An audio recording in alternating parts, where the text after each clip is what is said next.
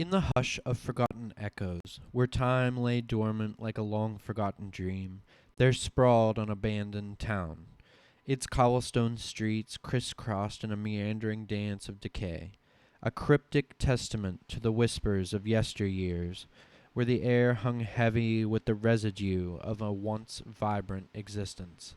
The dilapidated facades of buildings, their time-worn bricks and creaking shutters, stood sentinel to tales untold. Each vacant window peered into a bygone era where life bustled like the symphony of bees in a sun-kissed meadow. But now an eerie stillness gripped the air, as if the very essence of vitality had fled, leaving only the husk of memories. Among the desolate lanes, a carousel lay in rusted repose, its painted horses frozen in a spectral carousel of eternal childhood. The whispering wind danced through the skeletal framework of the old carnival, carrying with it the fading laughter of children who once reveled in the merry-go-round's dizzying whirl. A forgotten cinema, with a marquee that announced shows long deceased, stood as a mausoleum of celluloid dreams. The silver screen, now tarnished and torn, once flickered with tales of love and adventure. The ghosts of applause lingered, as if the phantom audience still yearned for the cinematic magic that once bathed the town in luminescent glow. Abandoned storefronts, like time capsules, frozen in neglect, displayed faded signs of commerce from an era long past. Curiosities and relics from forgotten trades adorned windows, whispering tales of tailors and tinsmiths, bakers and barbers, their voices silenced but their wares forever on display. A clock tower, its hands unmoving, reached towards the heavens as if pleading for a chance to turn back time. The tick-tock of its heart had long ceased, and yet, in the silence, it echoed the rhythm of a town that once beat with life. And in the central square, an abandoned fountain stood, once the heart where townsfolk gathered to share stories and laughter. The water, now stagnant, mirrored the stillness that had settled over the town like a heavy quilt. As the moon cast its silvery glow, the abandoned town revealed its secrets. Shadows danced, and the ghosts of memories whispered in the quiet corners of abandoned spaces. A town suspended in a peculiar limbo, where time stood still, but the stories etched in its bones begged to be heard once more. In the stillness, the abandoned town became a canvas for the imagination, where the breath of life, though faded, lingered in the spectral tapestry of its deserted streets.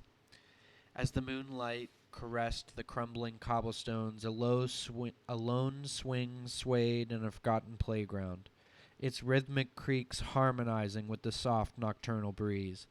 The rusted chains, once a vessel for laughter of children, now murmured tales of youthful exuberance echoing through the ages. Amid the shadows, an old library stood, its shelves sagging under the weight of volumes untouched for decades. The pages, like the town itself, held narratives frozen in time. Whispers of storytellers and avid readers lingered, creating an ethereal library where the written word melded with the spectral whispers of the past. In the heart of the abandoned town, an ornate mansion, its gables adorned with intricate filigree, loomed as a relic of opulence, now surrendered to solitude. The grand staircase, though weary, retained the regality of its heyday. Fading wallpaper told tales of soirees that once reverberated with the melodies of live orchestras. A forgotten graveyard, shrouded in ivy and mystery, cradled the untold stories of the town's inhabitants. Weathered headstones stood sentinel, inscribed with names that had slipped into the folds of time. The wind carried ethereal requiems, a symphony for those who had taken their final rest.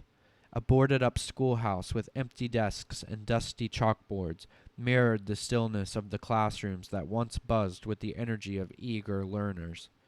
The ghostly echoes of lessons past lingered, the spectral scribbling of chalk and the soft shuffling of feet echoing in the abandoned corridors.